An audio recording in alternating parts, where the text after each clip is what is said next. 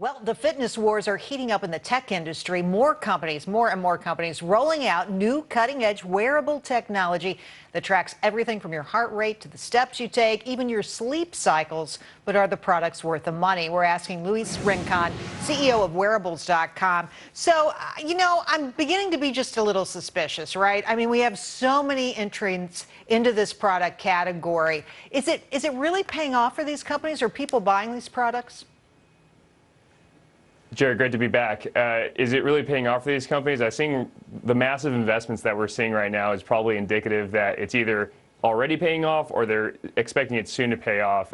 What's going on here is really simple. U.S. consumers are looking for new ways to connect to their fitness goals and to their health data, and they want technology to help them.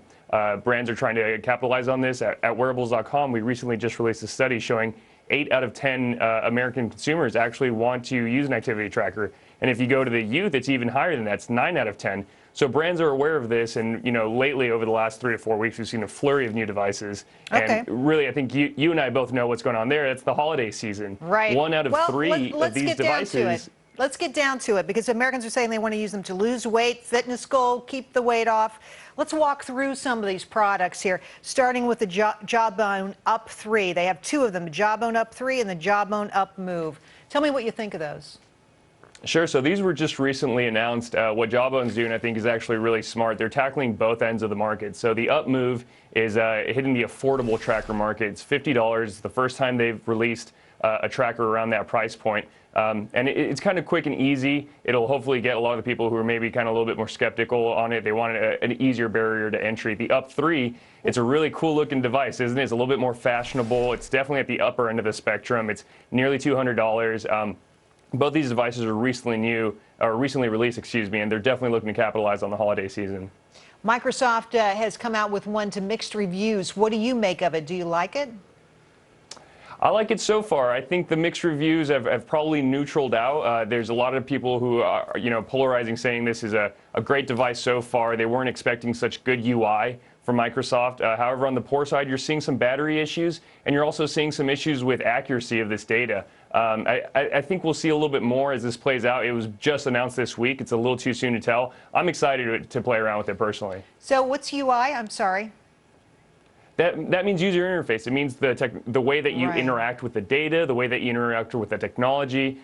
People were not expecting such good results out of Microsoft's first wearable in that sense. And so what happened to the Fitbit people? Because they really led the way in this category. Oh yeah, so Fitbit, don't say what happened to them. They're still the leader when it comes to the general consumer activity tracker. They actually just announced 3 new devices, 2 of whom are you can't get them yet. They're coming soon. The other one is the Charge, and this one is a little bit more expensive compared to their other trackers. Again, they're looking to capitalize on the holiday season. I think they're also going to go a little bit further up the spectrum and start trying to tackle more of the really premium users, kind of like the Up users or the Microsoft Band with their Surge device, which comes out soon. And there's a company called Misfit Wearable Flash. Tell us about that.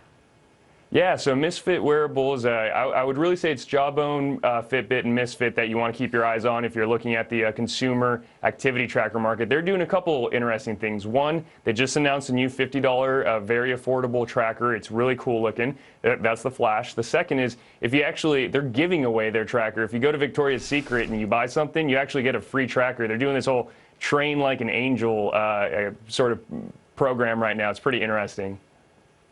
And, so I've had the Jawbone before, and so it's doing everything. It's, your sleep, your steps. It really tracks a lot of different things. Down the road, what are they going to be looking at? What's going to be the next cool thing that we don't see yet? Sure. So I think, a lot of the devices that we've heard of, the 800-pound gorilla in this conversation is the Apple Watch, which comes out early next year.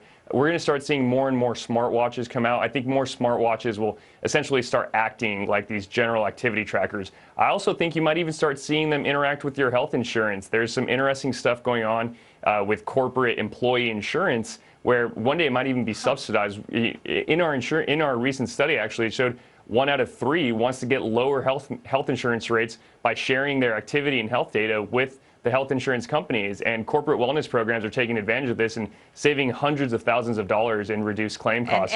And getting their brains wrapped around our personal lives in a way you've never seen before. There's no privacy, is there? Luis, thanks for coming on the show tonight. Great to see you. Great to see you as well, Jerry. Thank you.